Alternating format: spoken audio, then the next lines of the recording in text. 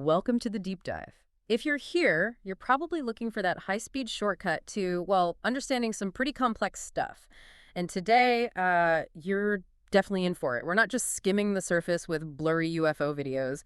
We're going deep into your source materials on these things called Unacknowledged Special Access Projects, or USAPs. That's right. And what these sources are claiming is, well, it's huge. We're talking about a whole hidden infrastructure, basically. It's supposedly been fully operational, working with sciences that are so classified, so advanced, they've been running since the 1950s, completely outside known physics and definitely outside government oversight. Right. So our mission today is really to unpack this central kind of startling claim from the sources that certain groups, people intending to deceive, actually have access to technologies that are, I mean, essentially magic, and that they're using this stagecraft to fool everyone into believing something that just isn't real. Exactly. And, it's funny, the sources mention some pretty blunt internal lingo for this stuff, not academic terms, but what the people inside these classified military industrial circles actually call it.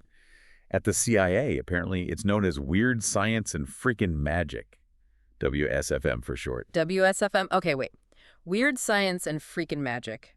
If this stuff is so critical, like top secret national security level, why give it such a almost dismissive name? Doesn't that sound a bit unprofessional? It's a good question. The sources suggest it's almost like a coping mechanism. Or maybe just black humor. Yeah. Because the tech is apparently so far beyond normal understanding, even for them, that they can only describe the effect. Engineers at places like Northrop Grumman, even more direct, they supposedly call it pure FN magic. PFM. PFM, okay. Because to them, it looks like magic. It really does. That's the claim. All right, pure FM magic. Let's start digging into the timeline of this alleged magic, which seems to kick off with controlling the mind. We're talking deception, control programs, supposedly starting way back nearly 70 years ago. Yeah, the sources really emphasize the early stuff, the 40s, 50s, 60s. The focus then was apparently on developing advanced physics, especially what they call trans-dimensional systems. Transdimensional, okay, just meaning tech that works outside our normal 3D space. Basically, yes. Interaction or movement beyond that, and crucially, psychotronic warfare. Psychotronic warfare. Can you break that down simply? What does that actually mean? In simple terms, it's about using technology to weaponize the connection between mind and matter. The sources claim tech operational back in the 50s and 60s was designed for remote consciousness control. They sort of divide these systems. There are passive ones, more for spying, and active ones, which are for disruption. And the active claims, I mean, they sound pretty extreme. This isn't just like subliminal messaging, is it? Oh, way beyond that. The sources allege they developed tech that could target a specific person, from potentially thousands of miles away, and induce a very specific controlled experience. It's described almost like a controlled electromagnetic LSD or maybe electromagnetic ayahuasca. You're saying induced religious experiences. That's what the sources claim. That's the claim. Making the target genuinely believe they're having a direct personal chat with their God, Jesus, Buddha, whoever. And here's the really scary part. The source insists the target would absolutely pass a polygraph, a lie detector test, because the experience feels completely real, induced chemically, neurally, a fabricated reality. Developed decades ago for influencing key people. That's the allegation, the ultimate reality distortion tool. Okay, so if that level of active manipulation was happening in the 50s and 60s, what about the passive side?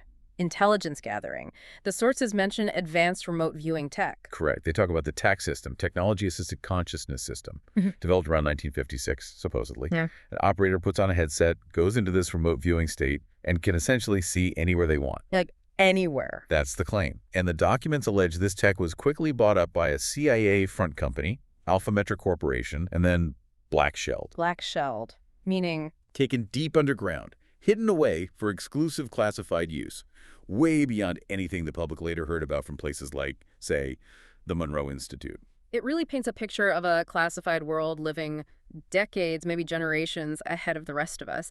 And just to underline how fast this stuff supposedly moved, the claim about teleportation research. Yeah, way earlier than most people would ever imagine.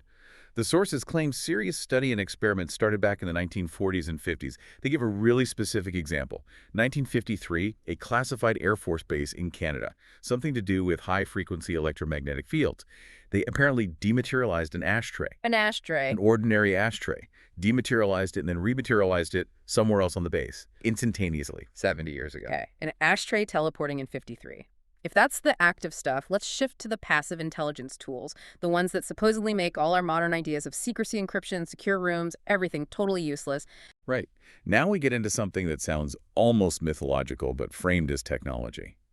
It's called the white noise space-time electromagnetic extraction system. Sources claim it's been fully operational since the 1970s. White noise. Space-time extraction. How does that work? What's the white noise part? Well, the idea is that space-time itself isn't empty. It's this constant electromagnetic flux, like a background white noise. And within that flux, everything that ever happens leaves an imprint, encoded as standing energy waveforms. Think of it like, well, mystics call it the Akashic record, right?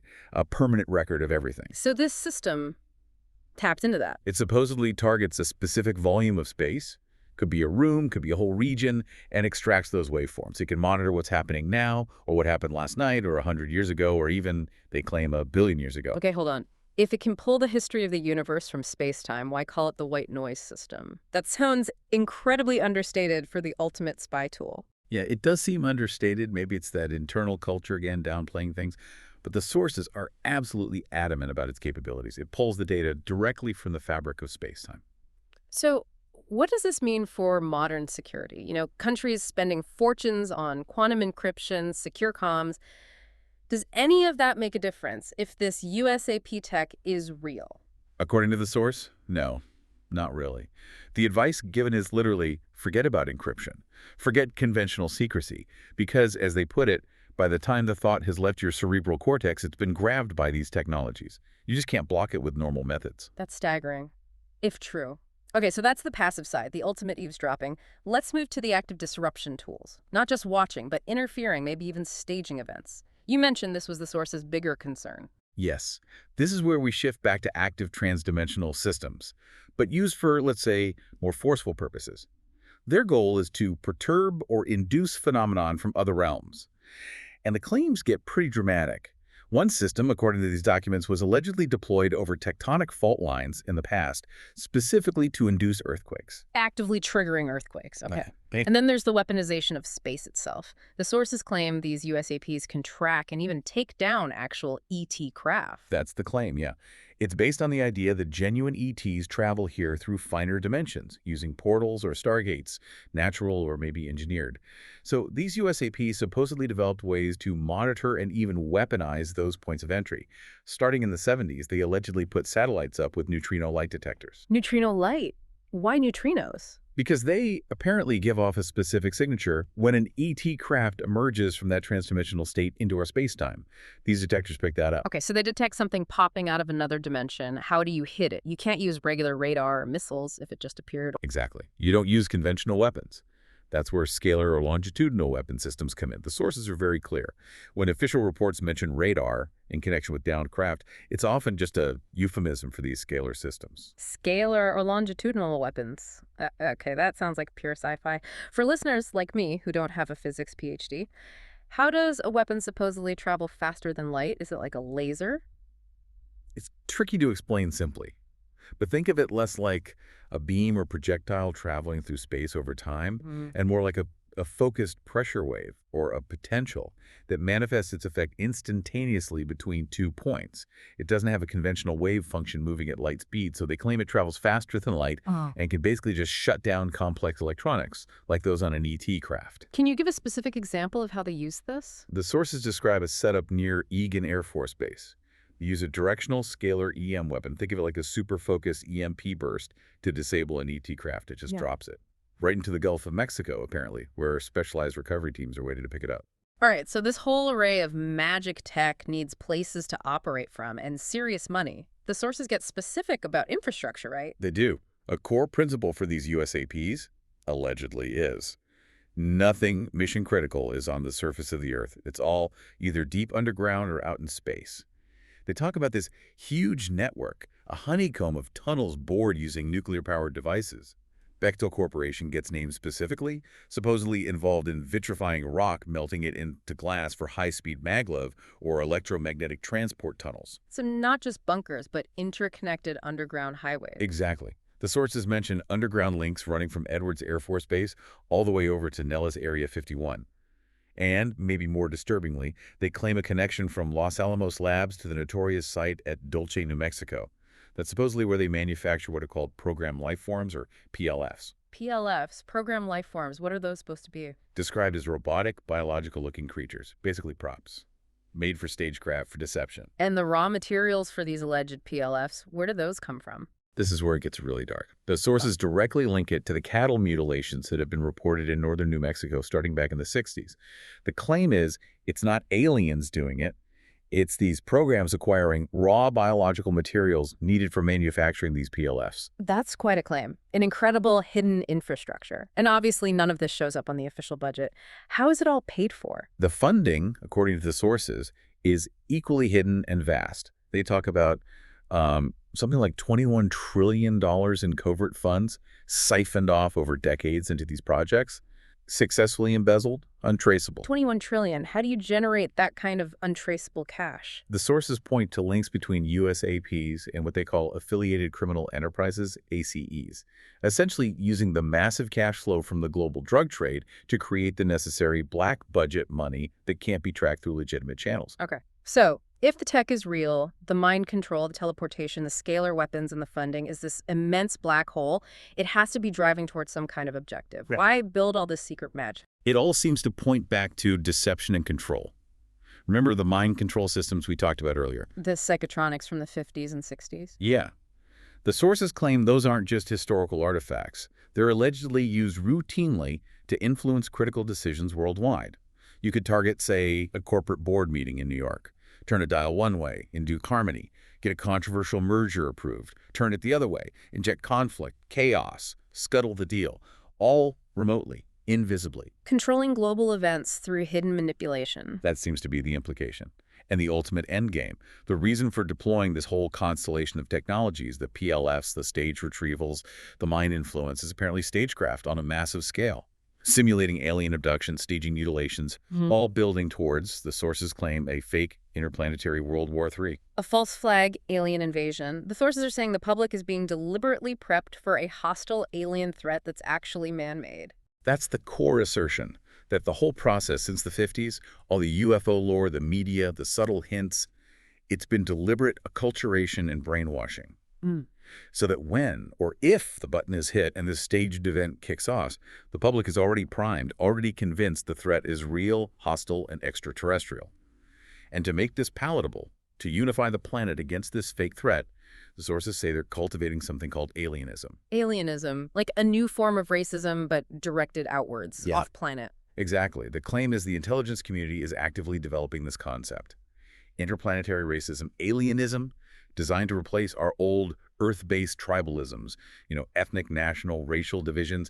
It becomes the one enemy everyone can agree to hate, uniting the world through fear of a manufactured, non-human other. That certainly puts a different spin on a lot of current events and media narratives. Okay, if we take a step back from all this terrifying man-made science for a moment, what's the final takeaway from the sources about the difference between this alleged deception and real extraterrestrial contact? The sources are very clear on this distinction. They state that the genuine ET civilizations capable of reaching Earth are, by definition, highly advanced. And with that advancement comes, supposedly, compassion and enlightenment. They're described as being quite unhappy, actually, with humanity's current path. Specifically, our deployment of nuclear weapons, and especially these classified faster-than-light weapons, into space. The sources claim that poses an existential threat to them. So the real danger isn't from actual ETs, according to these sources, but from our own secret, weaponized magic. Precisely. And interestingly, the sources also mention that these genuine ETs have what they call an active program, a kind of plan B. If humanity basically fails to get its act together, fails to transition peacefully to what they call a level 1 civilization, and things really fall apart here. These other civilizations apparently have a contingency plan to step in and help put the planet back together. That's a sliver of hope in a very dark picture. This has been massive. We've covered tech that supposedly engineers earthquakes and simulates conversations with God. If these incredibly powerful, potentially terrifying systems are real and operational, what's the ultimate protection? The sources must offer something, right? Because Yeah. clearly it's not going to be governments or better firewalls. No, the ultimate protection, according to these specific sources, lies entirely within the individual. It's the only thing claimed to be truly capable of frustrating these systems. It involves accessing a deep, transcendent state of consciousness. They refer to it as the central sun of reality. This inner state is claimed to be fundamentally so much more powerful than these toys, faster and more fundamental than any scalar weapon, but it requires action from you, the individual, not waiting for disclosure or external saviors. It's about transcending fear, connecting to that deeper consciousness, which these sources present as the essential step to navigate the kind of operational reality they describe our world as being in today.